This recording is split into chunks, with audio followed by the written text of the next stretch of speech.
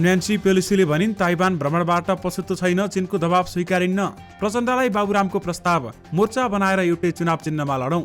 निलम्बित प्रधान न्यायाधीश जबरामाथि शुक्रबारदेखि अध्ययन हुने। सार्वजनिक सवारीको 20 वर्षे आयु हटाउने सरकारको तयारी।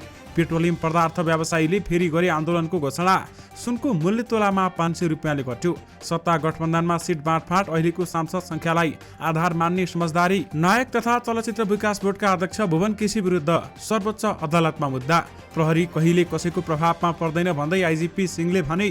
बाबुराम र प्रचण्डबीच चुनावी मोर्चा बनाएर जाने बारेमा छलफल। विवाह गरेको भोलिपल्ट नागरिकता दिने व्यवस्था राष्ट्रहित विपरीत भन्दै कमल थापाको धारणा।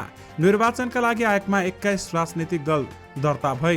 रेलको सम्भाव्यता अध्ययन गर्न आगामी डिसेम्बरभित्र विज्ञ नेपाल पठाउँछौँ भन्दै चीनले भन्यो। खानेकुराको बारेमा राजेश हमालको सुझाव, विज्ञानको भ्रममा नपरौँ, फ्याक्ट्रीको होइन जमिनको रोजौँ। यसै परीक्षा अबदेखि एकीकृत प्रणालीबाट सञ्चालन हुने। सर्वोच्चको निर्णयमाथि मेयर बालिन शाहको आक्रोश। दर्शक महानुभावहरू नमस्कार। स्मार्ट खबरको न्युज बुलेटिनमा यहाँहरूलाई हार्दिक स्वागत छ। म आर्यन न्यौपाने। सदाको चाहिँ आज पनि हामी उपस्थित भइसकेका छौँ। आज दिनभरिका महत्त्वपूर्ण समाचारहरू लिएर हामीलाई अन्तिम समय हेर्नुहोला अनि हाम्रो मेहनतका लागि यो भिडियोमा एउटा लाइक अवश्य गर्नुहोला। दर्शक महानुभावहरू पल पलको न्युज अपडेटका लागि हाम्रो च्यानललाई सब्स्क्राइब गरी नजिकै आउने बेल आइकनलाई क्लिक गर्नुहोला। कहाँबाट हेर्दै हुनुहुन्छ अनि के कस्तो लाग्दैछ आफ्ना कुराहरू तलको कमेन्ट बक्समा कमेन्ट गर्नुहोला। दैनिक रूपमा हेर्नुहुन्छ भने रेगुलर भनेर लेख्नुहोला। आज पहिलोचोटि हो भने फर्स्ट टाइम लेखिदिनुहोला। दर्शक महानुभावहरू देशभित्रबाट हेरिरहनु भएको छ भने आफ्नो गाउँ ठाउँ सहर अनि जिल्लाको नाम लेखिदिनुहोला। विदेशबाट हामीलाई हेरिरहनु भएको छ भने कुन देशबाट हेर्नु भएको छ त्यो कुरा पनि तलको कमेन्ट बक्समा कमेन्ट गरिदिनुहोला। आउनुहोस् दर्शक महानुभावहरू आजका मुख्य समाचार सुरु गरौँ। नायक भुवन केसी विरुद्ध सर्वोच्च अदालतमा मुद्दा परेको प्रसङ्गबाट। चलचित्र विकास बोर्डका अध्यक्ष भुवन केसीको नियुक्ति विरुद्ध सर्वोच्च अदालतमा रिट दर्ता भएको छ। अध्यक्षमा नियुक्त हुन केसीको योग्यता नपुग्ने भन्दै विकास बोर्डको अध्यक्षमा आवेदन दिएका अन्य उम्मेद्वारले केसीलाई नियुक्त गर्ने 9 साउनको मन्त्री परिषदको निर्णय खारेज गर्न माग गर्दै रिट दिएका हुन्।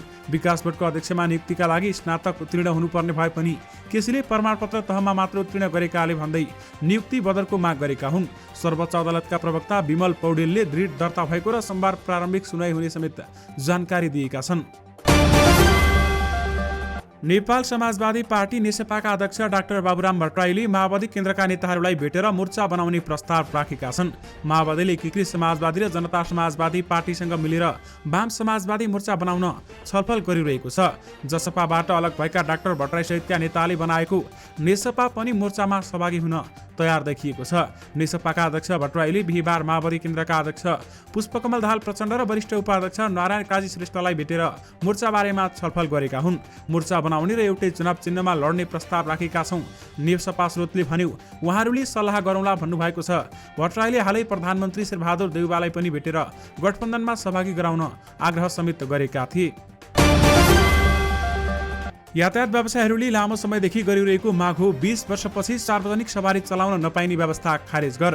उनीहरूले गाडीलाई फलामका रूपमा मात्र अर्थाएर आयु तोक्न नहुने तर्क गर्दै सङ्घ र प्रदेश सरकारहरूमाथि दबाब दिइरहेका थिए। प्रदूषण र दुर्घटना न्यूनीकरण गर्न तथा सडक सवारी सुरक्षा बढाउने उद्देश्यले सरकारले 2073मा 20 वर्ष पुगेका सवारी सञ्चालनमा रोक लगाएको थियो। सरकारले 20 वर्ष पुराना सार्वजनिक सवारीलाई 2073 फागुनेता सडकमा चल्न दिएको छैन।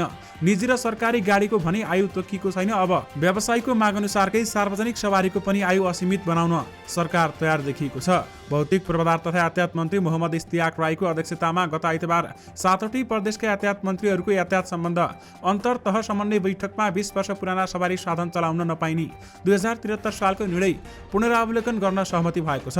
त्यसअनुसार कानुनी गृह कार्य पनि सुरु भएको यातायात मन्त्रालयका एक अधिकारीले बताएका छन्। उनका अनुसार पुराना सवारीहरूलाई विशेष जाँचपास गराएर चल्न दिने व्यवस्था गर्ने तयारी गरिएको छ। यानि कि सार्वजनिक सवारीको 20 वर्ष आयु हटाउने सरकारको तयारी रहेको छ। ढुवानीको भाडा वृद्धिको माग राखेर आन्दोलन गर्दै आइरहेको नेपाल पेट्रोलियम ढुवानी व्यवसायीले फेरि आन्दोलन घोषणा गरेका छन्। गत 21 साउनदेखि पेट्रोलियम ढुवानी रोक्ने सहितको आन्दोलन घोषणा गरेर फिर्ता लिएको नेपाल पेट्रोलियम ढुवानी व्यवसायी महासङ्घले पुनः आन्दोलन घोषणा गरेको हो। निगमले सहमति पालना नगरेपछि व्यवसायीहरू पुनः आन्दोलित हुन बाध्य भएको महासङ्घका अध्यक्ष खगेश्वर बोहराले बताउनु भएको छ र 1 भदौसम्म ढुवानी भाडा वृद्धि नगरिए 2 गतेदेखि अग्रिम ढुवानी नलिने र अन्य आन्दोलनका कार्यक्रम गर्नेछौँ भन्दै महासङ्घको विज्ञप्तिमा उल्लेख गरिएको छ। गत गत 15 साउनमा निगमले लिखित पत्र पठाएर भाडा वृद्धि गर्ने जानकारी गराए पनि सो पालना नभएको महासङ्घको दाबी रहेको छ भने महासङ्घले हालको ढुवानी भाडामा ट्रक र ट्याङ्कर चलाउन नसकिने भन्दै सम्पूर्ण खर्च गर्ने गरी निगम आफैलाई ट्याङ्कर चलाउन पनि आग्रह गरेको छ। बढेको इन्धनको भाव अनुसार ढुवानी भाडा नबढेको भन्दै ट्रक ट्याङ्कर व्यवसायहरू गत वर्षदेखि नै आन्दोलित रहेका छन्। विशेष गरी पेट्रोलियम ढुवानी व्यवसायहरूले आन्दोलनको फेरि घोषणा गरेका छन्। आज सुन र चाँदीको मूल्य घटेको छ। सुन चाँदी महासङ्घका अनुसार सुन तोलामा 500 र चाँदी 5 रुपियाँले घटेको छ। आज छापावाला सुनको मूल्य तोलामा 96,600 र तेजाबी सुनको मूल्य 96,100 रुपियाँमा कारोबार भइरहेको छ। अघिल्लो दिन छापावाला सुनको मूल्य प्रति तोला 97,100 र तेजाबी सुनको मूल्य 96,600 रुपियाँमा किनबेच भएको थियो। आज चाँदीको प्रति तोला मूल्य 5 रुपियाँले घटेर 1,225 मा कारोबार भइरहेको छ। राष्ट्रिय प्रजातन्त्र पार्टी राप्रपा नेपालका अध्यक्ष कमल थापाले विवाह गरेको भोलिपल्ट नागरिकता दिने वैवाहिक अङ्गीकृत सम्बन्धी व्यवस्था राष्ट्रहित विपरीत रहेको बताएका छन्। संसदले पारित गरेको नागरिकता विधेयक अधुरो र विवादास्पद छ।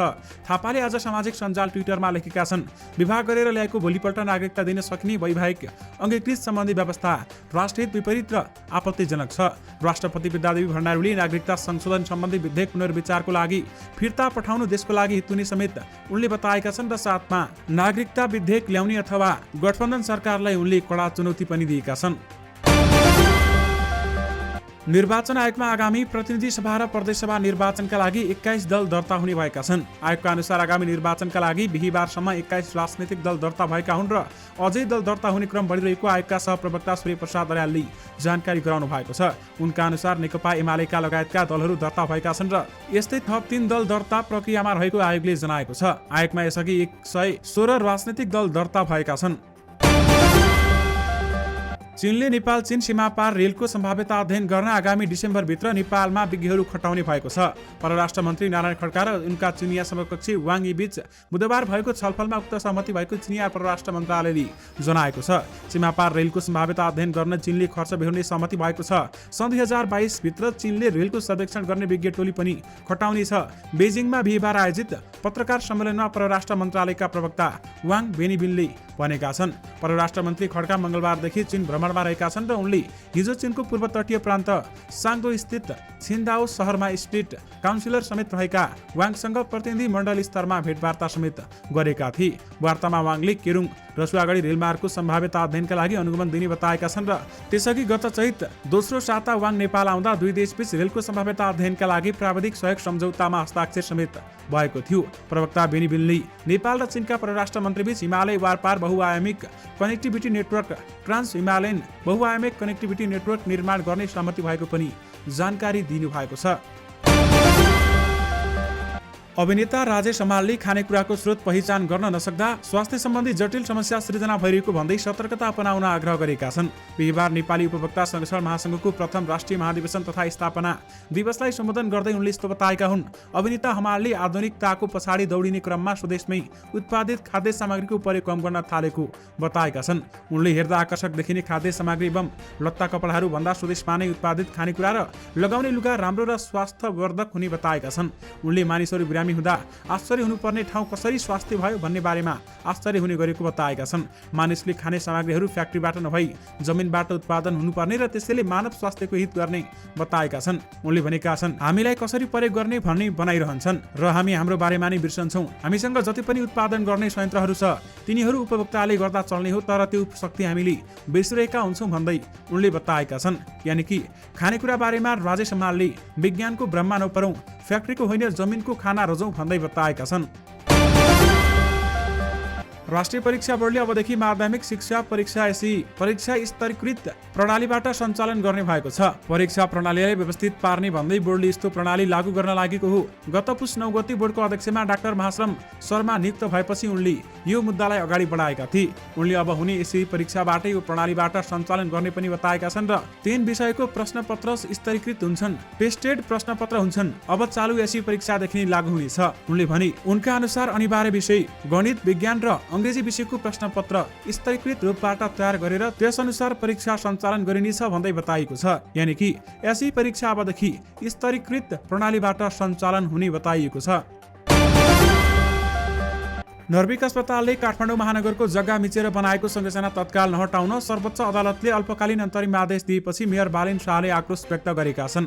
आदेशपछि अब नर्भिक अस्पतालले सार्वजनिक जग्गामा बनाएको संरचना तत्काल हटाउन नपर्ने भएको छ। यो निर्णय आएपछि मेयर बालेन शाहले नक्सा पास नगरी संरचना बनाउने अधिकार बरु संविधान संशोधन गरेरै भए पनि सर्वोच्च अदालतलाई दिए हुन्छ भन्दै कानुनको खिल्ली सर्वोच्चले नै उडाएको प्रति आक्रोश व्यक्त गरेका छन्। उनले फेसबुक मार्फत भनेका छन्, नक्सा पास नगरी बनाएको संरचनाहरूलाई कारबाही गर्ने तथा नक्सा पास गर्ने अधिकार बरु संविधान नै संशोधन गरेर सर्वोच्च अदालतलाई दिने व्यवस्था गर्न हार्दिक अनुरोध गर्दछु।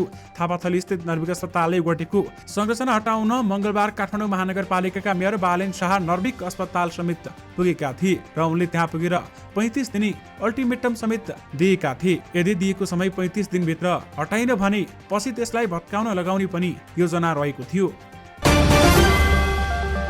नेपाल समाजवादी पार्टीका अध्यक्ष बाबुराम भट्टराई र नेकपा माओवादी केन्द्रका अध्यक्ष पुष्पकमल दाहाल प्रचण्डबीच भेटवार्ता भएको छ। बिहीबार हात्तीबनी स्थित एक घरमा भएको भेटवार्तामा उनीहरूबीच चुनावी मोर्चा बनाएर जाने लगायतका विषयमा कुराकानी भएको छ। बाबुरामले प्रचण्ड र नेता नारायण काजी श्रेष्ठबीच आगामी चुनाव बारेमा मोर्चा बनाएर जाने विषयमा कुराकानी गरेका हुन्। बाबुरामले समाजवादी पार्टी गठन गरेपछि दलका शीर्ष नेताहरूलाई भेटवार्ता गरिरहेका छन् र उनले केही दिनअघि नेपाली कांग्रेसका सभापति एवं प्रधानमन्त्री शेरबहादुर देउवासँग पनि भेटवार्ता गरेका थिए। नेपाल प्रहरीका प्रमुख धीरज प्रताप सिंहले नेपाल प्रहरीको आसन्न प्रदेश र प्रतिनिधि सभा निर्वाचनलाई स्वतन्त्र र निष्पक्ष रूपमा सम्पन्न गराउने बताएका छन्। कार्यकालको 100 दिन पूरा भएको अवसरमा बिहीबार प्रहरी प्रधान कार्यालय नक्सालमा आयोजित पत्रकार सम्मेलनमा बोल्दै उनले भनेका छन्, हाम्रो लागि सबै राजनीतिक दल एकै हुन्, सबै निष्पक्ष व्यवहार गर्छौं। गठबन्धन बनाएर सत्तारूढ दलहरू निर्वाचनमा जाँदै गर्दा प्रहरीको भूमिका स्वतन्त्र हुन्छ कि हुँदैन भन्ने प्रश्नमा जवाब दिँदै उनले नेपाल प्रहरी स्थानीय तह निर्वाचन पनि स्वतन्त्र र शान्तिपूर्ण रूपमा सम्पन्न गराएको बताएका छन्। प्रहरीमाथि कसैको दबाव पनि चल्दैन, हामी चल्न पनि दिँदैनौं र प्रहरी स्वतन्त्र छ भन्दै उहाँले बताउनु भएको हो। यानि कि प्रहरी कहिले कसैको प्रभावमा पर्दैन भन्दै आइजिपी सिंहले भनेका हुन्। सत्तारूढ दलहरूबीच 4 मङ्सिरको प्रतिनिधि सभा र प्रदेशसभा निर्वाचनको सिट बाँडफाँडमा वर्तमान संसदको उपस्थितिलाई मुख्य आधार बनाउने समझदारी भएको छ। बिहीबार प्रधानमन्त्री निवास बालाटारमा बसेको सत्तारूढ गठबन्धनको सिट बाँडफाँड कार्यदलको बैठकमा संसदमा दलहरूको संख्यालाई मुख्य आधार बनाउने समझदारी भएको माओवादी केन्द्रका नेता देव गुरुङले बताएका छन्।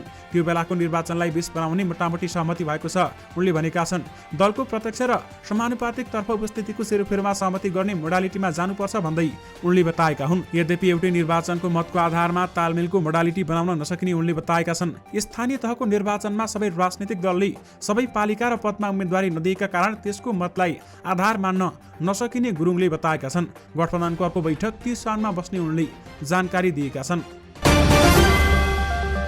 निलम्बित प्रधान न्यायाधीश चोलेन्द्र शमशेर जबरा विरुद्धको महाभियोगमाथि शुक्रबारदेखि अध्ययन सुरु हुने भएको छ। समिति सचिवालयका अनुसार उपत्यका बाहिर रहेका समिति सदस्यहरू काठमाडौँ फर्किसकेका छन् र शुक्रबार प्रतिनिधि सभाको बैठक छैन।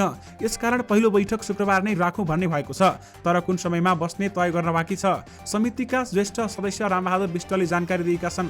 1 फागुन 2078 मा जबरा विरुद्ध विभिन्न 21वटा आरोप लगाएर माओवादी केन्द्रका प्रमुख सचेतक देव प्रसाद गुरुङ, कांग्रेसकी तत्कालीन सचेतक पुष्पा भुसाल र एकीकृत समाजवादी तत्कालीन प्रमुख सचेतक जीवनराम श्रेष्ठ प्रस्तावक भई प्रतिनिधि सभामा महाभियोग दर्ता भएको थियो।